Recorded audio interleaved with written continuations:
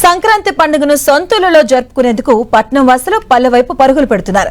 దీంతో నగరంలోని బస్టాండ్లు, రైల్వే స్టేషన్లు రద్దీగా మారాయి. ఉదయం నుంచి ప్రధాన కూడలు జనంతో కిటకిటలాడుతూ ఉన్నాయి. ఎంజీబీఎస్, జేబీఎస్ బస్టాండ్లు రద్దీగా మారాయి. బస్సుల్లో సీట్లు లేకపోయినా నిల్చుని వెళ్లేందుకు సైతం వెనకాడడం లేదు. ఇదే అంశానికి సంబంధించిన పూర్తి డీటెయిల్స్ మా కరెస్పాండెంట్ మణికంఠ అందిస్తారు. మణికంఠ. మాధవి, ప్రస్తుతం మనం జేబీఎస్ బస్టాండ్లో ఉన్నాం. ఇక్కడ కూడా పెద్ద ఎత్తున ప్రయాణికుల రద్దీ అనేది అయితే కొనసాగుతున్నటువంటి పరిస్థితి.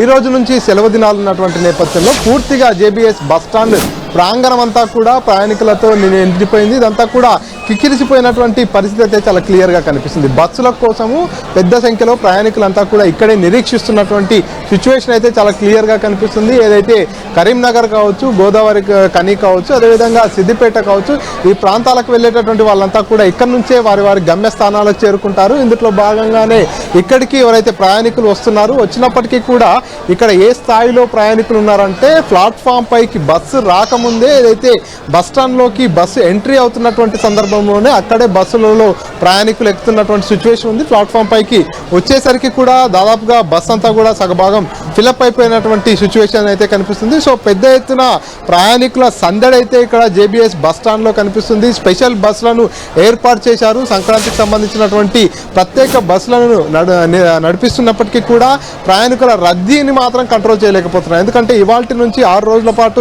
సెలవు దినాలు ఉన్నటువంటి నేపథ్యంలో పెద్ద ఎత్తున ప్రయాణికులంతా ఎవరైతే నగరంలో, హైదరాబాద్ నగరంలో ఉన్నటువంటి వారంతా కూడా తమ సొంత గ్రామాలకు వెళ్లేందుకు అయితే సన్నద్ధమయ్యారు. ఈరోజు ఉదయం నుంచే అటు ఎంజీబీఎస్ కావచ్చు, జేబీఎస్ కావచ్చు, ఉప్పల్ కావచ్చు, ఎల్బీ నగర్ కావచ్చు, ఈ ప్రాంతాలన్నీ కూడా ప్రయాణికులతో కిక్కిరిసిపోయాయి. స్పెషల్ బస్సులను దాదాపుగా 6431 బస్సులను నడిపిస్తున్నట్టు ఆర్టీసీ తెలియజేసింది. అయినప్పటికీ కూడా ఆ స్థాయిలో అంటే గత ఏడాదితో పోల్చుకుంటే సుమారుగా 1000 బస్సులను అదనంగా నడుపుతున్నామంటూ కూడా చెప్పుకొచ్చినటువంటి పరిస్థితి.